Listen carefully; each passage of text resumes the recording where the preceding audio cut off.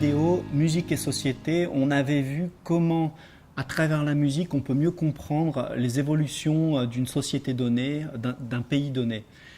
Aujourd'hui, ce que je voudrais faire dans cet entretien, c'est montrer comment fonctionne l'industrie musicale en Chine. Et je pense qu'à travers la compréhension de son industrie musicale, on va mieux comprendre aussi comment la Chine va évoluer dans le futur. Donc, je vais aujourd'hui présenter surtout, dans une première partie, les trois secteurs, les trois créneaux principaux qui composent l'industrie musicale en Chine. Où est-ce que la musique s'écoute? Qui fait la musique en Chine? Premièrement, je vais parler de la musique mainstream, c'est-à-dire la musique qui est plébiscitée dans les grands médias, à la télévision ou à la radio. Deuxièmement, je vais parler d'un thème intéressant, c'est la musique nationaliste, la musique rouge. Pourquoi la musique rouge existe en Chine et pourquoi elle est écoutée en Chine bien plus qu'ailleurs. Et troisièmement, je vais parler de la musique underground, c'est la musique qui n'est pas présente dans les grands médias, mais qui attire de plus en plus de gens en Chine au début du XXIe siècle, une musique qui est diverse, qui est diversifiée, qui va attirer vraiment un public important. Dans une deuxième partie, je vais parler des marchés qui sont liés à ces trois créneaux, à ces trois secteurs. On va comprendre comment on peut effectivement gagner de l'argent à travers la musique en Chine et montrer comment la musique et le business sont liés en Chine. Et une troisième partie, donc c'est l'homme blanc et l'industrie musicale en Chine. L'homme blanc représente l'Occident et on va voir comment les Chinois considèrent justement l'homme blanc et l'Occident et en quoi il y a un lien avec l'industrie musicale. Donc là, je voudrais parler dans cette première partie en fait des trois créneaux, des trois caractéristiques principales de la musique en Chine, de cette musique qui compose l'industrie musicale en Chine, c'est-à-dire finalement où est-ce que la musique est jouée, où est-ce que la musique est écoutée et aussi comment elle est achetée par les Chinois. Donc premièrement, on va parler de la musique mainstream, c'est-à-dire ce qu'écoutent les Chinois en majorité. Et on s'aperçoit qu'en Chine, depuis déjà au moins 30 ans, les Chinois écoutent principalement de la pop, c'est-à-dire de la mandopop, de la cantopop. Et c'est une musique qui ne va pas être subversive, c'est une musique qui va encourager les gens à vivre des rêves romantiques et aussi à imaginer un futur meilleur. Donc c'est vraiment la musique qui est écoutée majoritairement en ce moment en Chine, en tout cas au début du XXIe siècle. Et c'est une musique, bien sûr différente du rock ou du jazz ou du rap ou de la musique électronique, c'est une musique qui en fait ne propose pas un message contre le gouvernement ou qui ne propose pas de message trop subversif. Donc c'est vraiment quelque chose que les Chinois vont écouter sans problème et c'est en plus bien entendu une musique qui va être très prisée par les médias principaux comme la télévision ou les grandes radios. 说再见，别说永远，再见不会是永远。说爱我，别说承诺，爱我不需要承诺。不后退，就让它心碎，宁愿孤独的滋味。不被了解的人最可悲，反正爱不爱都有罪。演奏也要擦干眼泪，别问爱过多少人，在一起的人，只为爱你有几分。别问再多的伤痕，如果不懂伤有多深。最爱我的人，伤我有多深，现实总是太残忍。我早已付出了灵魂，只是为了你一句话，我全身摇摆。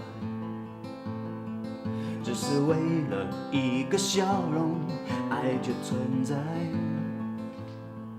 那些想太多的人，有生之年都不会明白，因为爱，所以爱，温柔记不起安排，愉快那么快，不要等到互相伤害，因为爱，所以爱，感情不必拿来慷慨，谁也不用给我一个美好时代，我有你现在，谁也不用给我一个美好时代，我有你现在。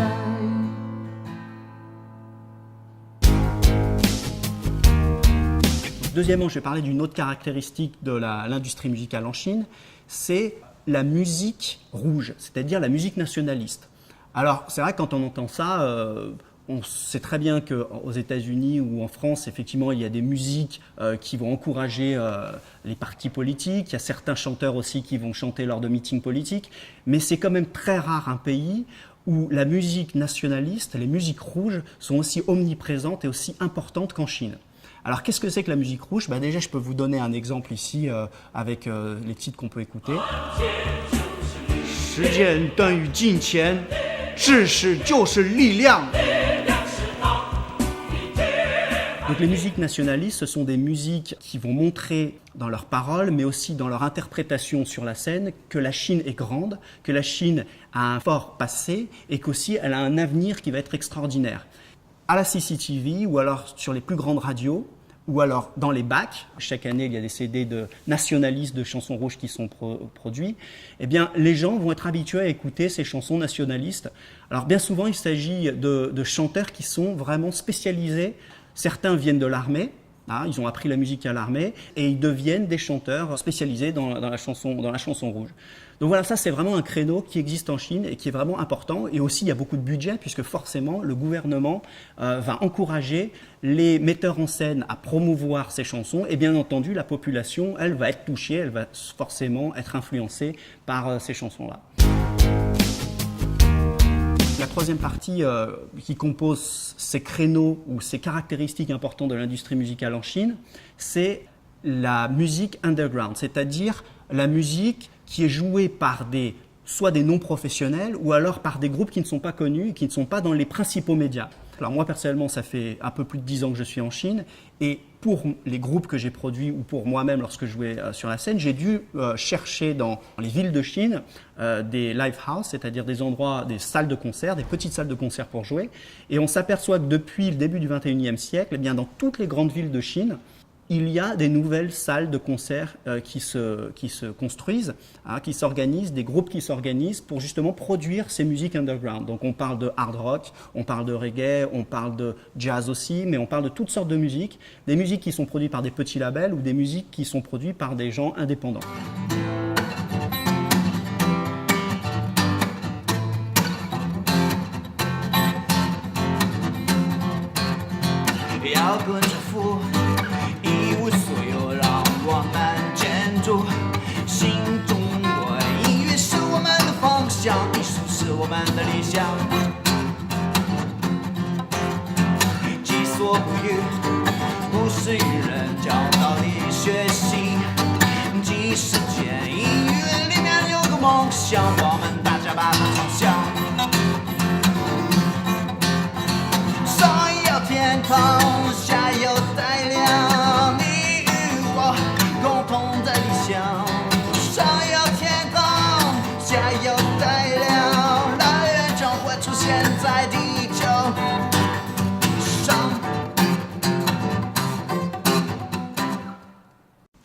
Donc au début, quand je suis arrivé, on était en 2000, il y avait juste Canton, Pékin ou Shanghai où il y avait des live house, c'est-à-dire des endroits où on pouvait faire de la musique underground.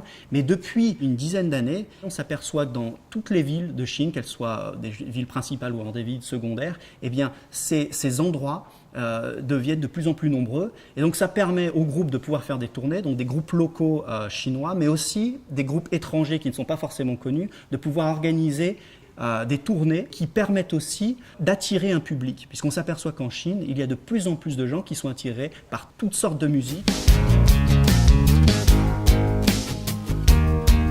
Donc dans cet entretien, on est en train de parler de l'industrie musicale en Chine, comment on peut mieux comprendre la société chinoise à travers l'analyse de son industrie musicale. Donc on a dit qu'il y avait trois caractéristiques, trois secteurs, trois créneaux finalement qui, à mon sens, vont caractériser l'industrie musicale en Chine. Alors, on a dit qu'il y avait le mainstream, c'est-à-dire la musique pop avec la mandopop ou la cantopop, qui est quelque chose de vraiment très connu en Chine et que les Chinois aiment. On a vu qu'il y avait les musiques nationalistes et on a vu aussi qu'il y avait la musique underground qui ne faisait que de progresser en Chine. Donc maintenant, ce que je vais faire dans cette partie, c'est montrer les marchés qui sont liés à ces caractéristiques de la musique en Chine. Alors premièrement, si on parle de la musique mainstream, c'est-à-dire de ce qu'écoute la majorité des gens en Chine, eh bien on va s'apercevoir qu'en fait, les maisons de disques vont créer la notoriété à partir de la pop, et qu'à travers cette musique, ils vont essayer de créer des idoles, des icônes qui vont attirer la population chinoise, qui vont attirer les fans, et ces fans vont consommer de la musique. Alors ils vont consommer des CD, même si effectivement en Chine la vente de CD c'est pas quelque chose de très important, mais les vrais fans vont quand même acheter des produits musicaux ou alors des produits dérivés.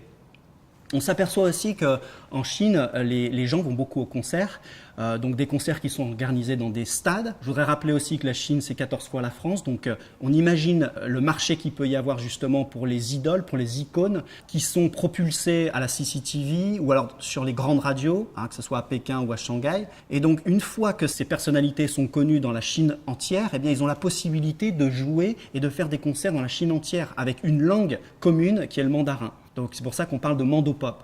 Donc effectivement, les maisons de disques vont investir beaucoup sur des artistes chinois pour qu'après ces stars puissent jouer dans toute la Chine et rapporter un maximum d'argent.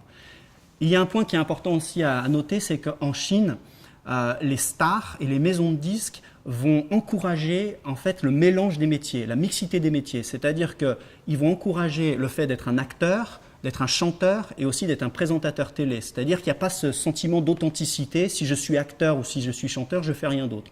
Pour eux, en fait, l'objectif, c'est d'être un maximum dans les médias pour avoir une grande notoriété, une grande exposition dans les médias et après rapporter beaucoup d'argent puisque la notoriété va rapporter de l'argent. Puisqu'on sait aussi qu'en Chine, il y a des événements, énormément d'événements, beaucoup plus qu'on pourrait en avoir en Europe ou même si on parle juste de la France, il y a tout le temps des événements. Donc voilà, ça c'était la première partie, c'est-à-dire la création de l'idole.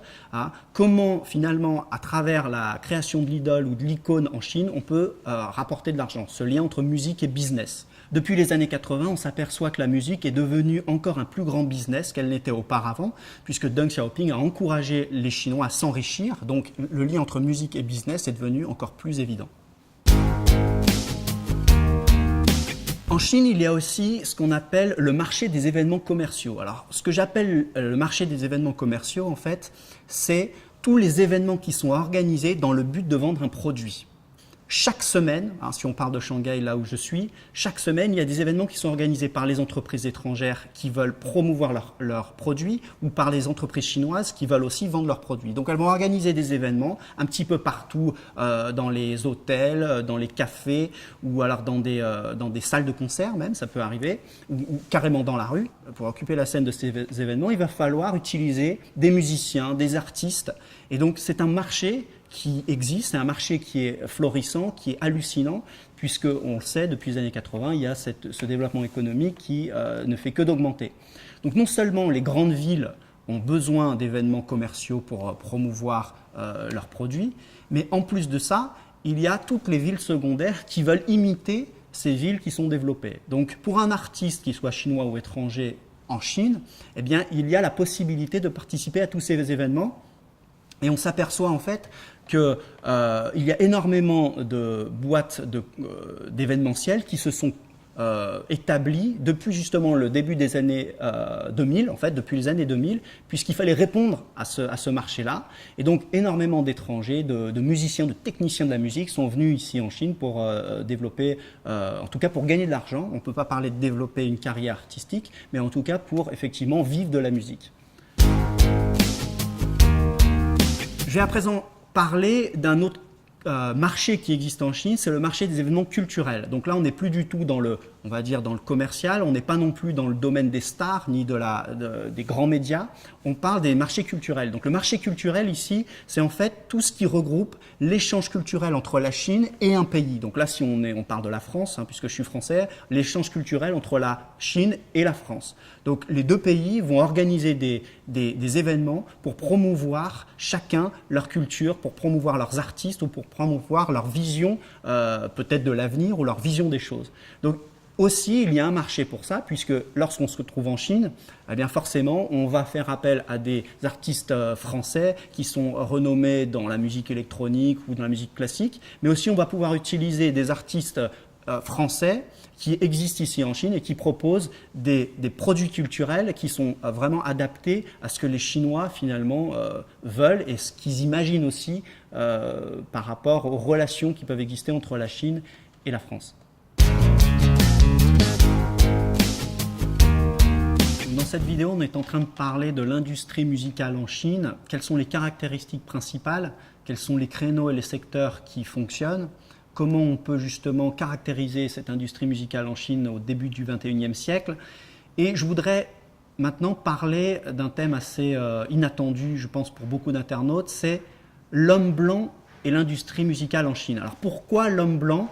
Eh bien c'est parce que en Chine, l'homme blanc a une place bien particulière. Pour faire simple, on sait qu'en 1980, à partir des années 80, Deng Xiaoping veut que la Chine s'ouvre à l'étranger, veut que la Chine prospère d'une manière économique. Donc ce qu'il faut, c'est ouvrir les Chinois à l'étranger et que l'étranger vienne en Chine. Donc une des manières de faire, eh bien, c'est de promouvoir les relations culturelles entre l'étranger et la Chine. Et on sait que pour les Chinois, l'occidental représente la modernité, l'homme blanc représente la modernité. Donc l'objectif, ça va être de montrer au monde que la Chine est grande, que la Chine est un pays extraordinaire, mais il va falloir non seulement le dire à travers la bouche de Chinois, mais aussi à travers la bouche d'étrangers qui représentent justement ce développement économique et ce succès culturel partout dans le monde. Une manière de faire, ça va être d'inviter des étrangers à la télévision pour chanter des chansons, alors des chansons chinoises, ou aussi pour parler chinois, pour faire des sketchs, pour montrer que l'étranger est un ami et qu'en plus c'est un ami qui connaît bien la culture chinoise. Donc en fait, depuis une trentaine d'années, mais principalement depuis le début du XXIe siècle, on va s'apercevoir qu'il y a des créneaux à la télévision où les étrangers vont pouvoir s'exprimer. Alors, ils vont toujours être un petit peu organisés par les metteurs en scène chinois qui ont un objectif bien précis, qui est de louer la Chine, qui est de montrer que la Chine est grande. Mais en tout cas, il va y avoir la possibilité pour les artistes étrangers qui connaissent bien la culture chinoise ou alors des Occidentaux qui sont d'accord de se mettre au service finalement d'une forme de propagande, eh bien de pouvoir avoir accès aux émissions chinoises les plus prestigieuses, à des émissions où il va y avoir 400 millions de téléspectateurs, des émissions qui vont être diffusées dans toute la Chine et même partout dans le monde. Ce créneau existe, hein, ce marché existe, il y a un marché des étrangers qui chantent en chinois, des étrangers qui font des sketchs et principalement des caucasiens. Pourquoi? Parce qu'on vient de le dire, si on parle de la relation entre la Chine et la France, c'est vrai que pour un Chinois, pour les Chinois, la France, eh bien, c'est le romantisme, c'est un certain physique, c'est une certaine manière de parler, c'est une certaine manière de vivre. Alors, depuis quelques années aussi, on s'aperçoit qu'il y a des chanteurs africains qui fonctionnent très bien aussi en Chine, qui amènent leur style, mais c'est vrai qu'il y a toujours eu cette admiration des Chinois pour l'étranger, principalement pour l'homme blanc, comme un représentant d'une culture qui est dominante et aussi d'un succès économique. Donc en fait, le gouvernement chinois, à travers les télévisions, les radios, eh bien, va organiser ce marché des étrangers, de l'homme blanc en Chine, dans l'industrie musicale, dans l'industrie du divertissement. Il va y avoir des écoles qui vont permettre à des étrangers de mieux apprendre, à divertir les Chinois, à être drôles ou au contraire à chanter des chansons en chinois ou alors à jouer dans des films. Donc il va vraiment y avoir un marché avec des agents, des boîtes d'événementiel qui vont chercher justement des étudiants dans les universités ou alors qui vont peut-être chercher plus des professionnels de la chanson ou du théâtre pour aller à ces émissions de télévision et pouvoir construire une forme de notoriété, hein, puisqu'il y a des créneaux qui sont vraiment réservés aux étrangers à la télévision ou dans les radios. Ce qui est important de comprendre aussi, c'est que comme il y a cette possibilité d'avoir accès aux grands médias, eh bien, il y a aussi la possibilité pour un occidental qui connaît la culture chinoise de pouvoir apporter autre chose. Pas seulement imiter les Chinois dans la manière de composer une chanson ou de l'interpréter sur une scène, mais il peut aussi y avoir la possibilité pour quelqu'un qui connaît bien la culture chinoise et qui vient de France par exemple, eh bien d'apporter quelque chose de nouveau chinois et qui vont être capables d'accepter puisque ça va rentrer dans leur spectre culturel, dans leur manière de voir l'étranger comme quelque chose d'agréable et quelque chose qui peut apporter une chose positive pour leur avenir culturel, économique et autres. Donc voilà, on a vu un petit peu comment l'industrie musicale fonctionne en Chine, avec ses grandes caractéristiques. Donc c'est vrai qu'il y a beaucoup de choses à dire, c'est difficile de résumer tout ça. Donc ce que je voudrais, c'est dans une prochaine vidéo, montrer comment un francophone, un français ou un occidental peut venir en Chine et réussir une carrière artistique, alors que ce soit chanteur, présentateur, acteur ou voire même artiste peintre, comment il peut promouvoir sa carrière ici et vraiment réussir quelque chose sur le long terme.